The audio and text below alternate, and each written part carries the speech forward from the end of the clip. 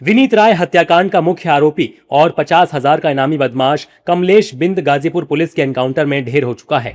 लेकिन इस एनकाउंटर के बाद सुलगती चिंगारी अब एक बड़े सवाल में तब्दील हो गई है। एनकाउंटर की खबर के बाद से ही पुलिस पर सवाल उठ रहे थे, लेकिन मामला उस वक्त बेकाबू हो गया जब भारी सुरक्षा के बीच पुलिस कमलेश का पार्थिव शरीर लेकर उसके पैतृक गाँव पहुंची। गुस्साए ग्रामीणों और परिजनों ने पुलिस टीम को देखते ही अपना आपा खो दिया।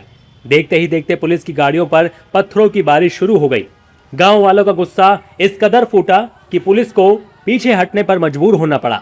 स्थिति को नियंत्रित करने के लिए इलाके में भारी पुलिस बल और पीएसी की तैनाती करनी पड़ी। वहीं गाजीपुर एसपी डॉक्टर इरज राजा ने मामले की जानकारी देते हुए बताया कि पुलिस टीम पर पथराव करने वालों को चिन्हित कर लिया गया है। जल्द ही उन पर कार्रवाई की जाएगी। आज पोस्टमार्टम के बाद अंतिम संस्कार के लिए जब ले जाया जा रहा था घाट के लिए, तब उसमें भीड़ में शामिल कुछ अराजक तत्वों के द्वारा पथराव किया गया और जिसको तत्काल कंट्रोल किया गया मौके पर मौजूद पुलिस बल के द्वारा।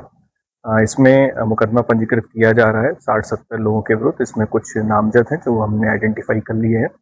इसमें प्रमुख रूप से संजय प्रधान का रोल सामने आ रहा है, उसके द्वारा ये करवाया गया। संजय प्रधान एवं उसके अन्य साथियों के विरुद्ध एवं अन्य जो लोग इसमें इन्वॉल्व हैं अराजक तत्व, उनके विरुद्ध मुकदमा पंजीकृत किया जा रहा है और बहुत ही जल्द इनके विरुद्ध सबके कठोर कार्रवाई की जाएगी।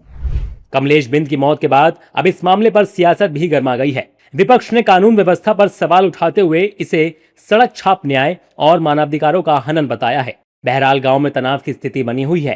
पुलिस के आला अधिकारी मौके पर कैंप कर रहे हैं और इस एनकाउंटर की मजिस्ट्रेट जांच की मांग भी तेज हो गई है। वहीं समाजवादी पार्टी ने राज्य की योगी सरकार पर पीडीए के लोगों का एनकाउंटर करने का आरोप लगाया है। हुई है एनकाउंटर की, तो आखिर जब पुलिस पकड़ सकती थी मुजरिम को तो एनकाउंटर क्यों करा गया? सबसे पहला सवाल तो ये है। ये अपने आप में पूरी कानून व्यवस्था में प्रश्न उठाने का काम है। भारतीय जनता पार्टी वाले ये चाहते हैं कि जो शासन और जो प्रशासन है, जो नियम है, जो कानून है उससे चले। तो क्यों नियम और कानून बनाए गए हैं और आप कितने लोग का एनकाउंटर कर रहे हैं?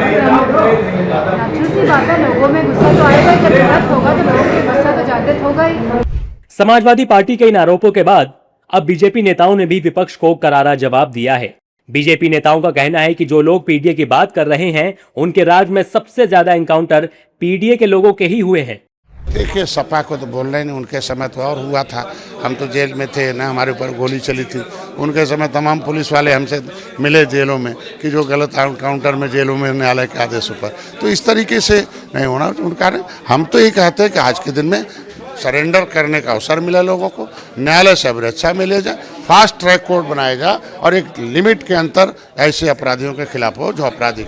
देखिए, जो भी है वो जांच हो रही है, जो जांच के दोषी होंगे उस पर कार्रवाई होगी। कौशाम्बी में परसों की घटना है। समाजवादी पार्टी के नेता अखिलेश यादव जी के बिरादर एक लड़की की हत्या कर दी। वो भी तो पीडीए हैं। तो पीडीए की बात करते हैं तो पीडीए की हत्या क्यों करते हैं? अभी 28 तारीख को आपके मऊ हल्दरपुर थाने में पीडीए के जो नेता हैं अखिलेश यादव जी के ही बिरादर एक राजभर की हत्या कर दी, गोली मार के 4 लोगों ने मिलकर। मऊ के मधुबन में 5 लोगों ने मिलकर हत्या किया। देवरिया में राजकुमार चौहान की समाजवादी पार्टी के नेता ने हत्या किया। बाराबंकी में आइसक्रीम बेचने वाला राजभर आइसक्रीम बेच रहा था। समाजवादी पार्टी के नेता लोगों ने कहा कि आइसक्रीम दो, आइसक्रीम दिया। उसके बाद जब पैसा मांगा तो उसका गर्दन काट दिए। यही पीडीए के नारा देने वाले लोग हैं।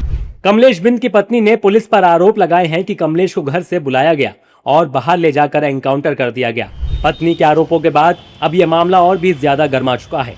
गांव में हुआ पथराव इस बात का गवाह है कि विनीत राय हत्याकांड की जांच भले ही इस एनकाउंटर के साथ सिमटती दिख रही हो, लेकिन इस मुठभेड़ की सच्चाई साबित करना अब पुलिस के लिए बड़ी चुनौती होगी।